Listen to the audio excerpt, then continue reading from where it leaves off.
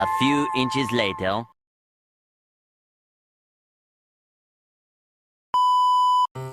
Hello guys, so for my breakfast is dilis, tokwa, kamatis at saka isang saging at saka isang malaking tubig niyan.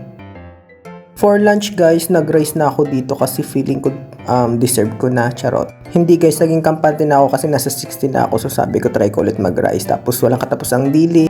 Tapos after kumain ako ng pongkan para pang tanggal umay. So ano ba talagang pinagkaiba ng pongkan at saka orange? Although pareho silang citrus fruit, yung pongkan is mas less acidic tapos mas matamis mostly compared sa mga oranges.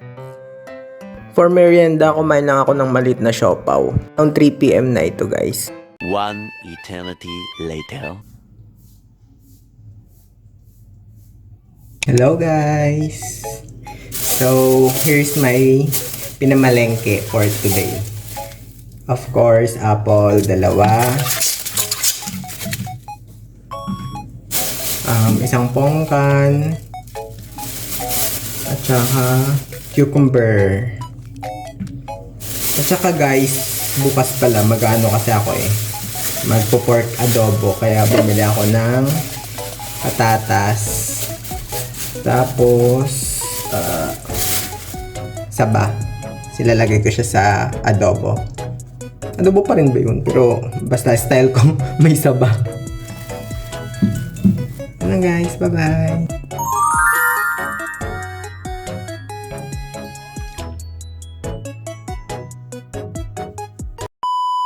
Hello guys! Good evening! So, here's my dinner guys. Apple, coffee, cucumber, tapos ito guys, ano siya, San Marino corn tuna na merong cheese, tapos itlog. So, na-scramble siya. Actually guys, tinikman ko siya kanina. Ang sarap niya pala. Try nyo guys, yung yung mag-igisa nyo yung San Marino, tapos lagyan nyo ng cheese, tapos lagyan nyo ng itlog, tapos konting asin, tapos paminta. Yun. Sarap nyo. Tapos yun, while watching anime. Hehe.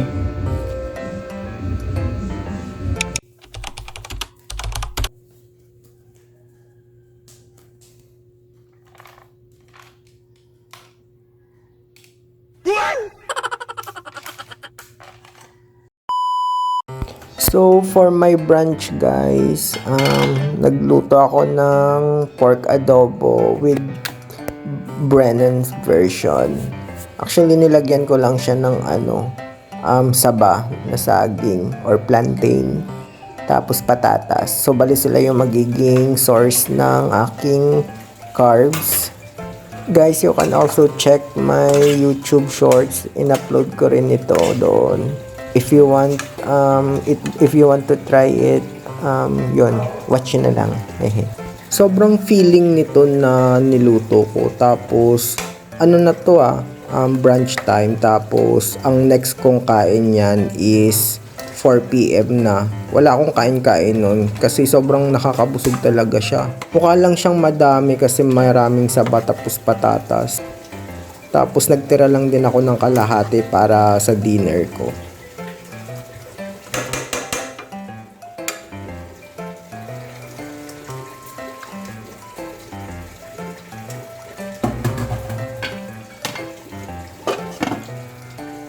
Tapos naglagay din ako ng side dish na cucumber just in case maumay ako. So here's my brunch, pork adobo with saba and patatas at saka kape habang nanonood ng anime. Let's eat guys! One eternity later.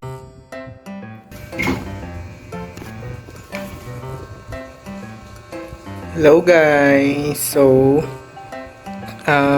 mag-early dinner tayo. So, ito yung kaninang niluto ko na adobo. Tapos, cucumber, tas tubig lang muna. Tsaka anime. So, guys, mukha lang siyang marami kasi may mga saging, may saba, tsaka may patatas. Pero sakto lang naman yun, guys. Nagtimpla ko ng kape. Tsaka anime.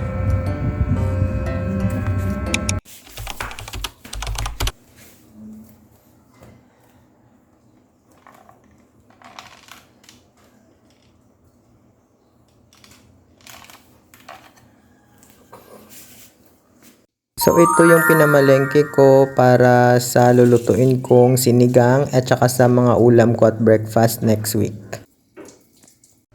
So here's my sinigang guys. Also na-upload ko na to sa short. You can check it out. So guys, here's my brunch sinigang with lots of veggies.